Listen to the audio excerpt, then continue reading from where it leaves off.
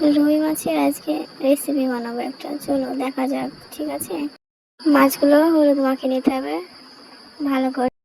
একটা কড়াইয়ে তেল দিতে হবে, মাছগুলো এক এক করে ছেড়ে দিতে হবে, লাল লাল করে ভেজে নিতে হবে। মাছগুলো তুলে নিচ্ছি একটা বাটিতে।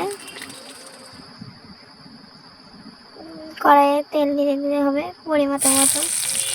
কাঁচা ঝাল, পেঁয়াজ কুচি দিয়ে দিচ্ছি, লবণ, হলুদ গুঁড়ো, ঝাল গুঁড়ো,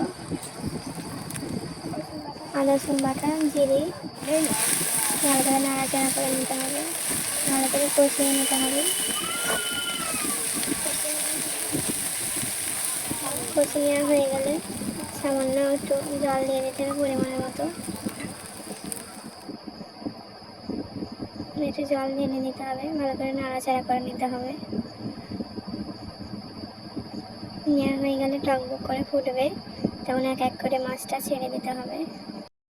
ভালো করে জাল দিলেই হয়ে যাবে রেসিপিটা। রুই মাছের ঝোলটা এক এক করে একটা বাড়িতে তুলে নিচ্ছি আমি।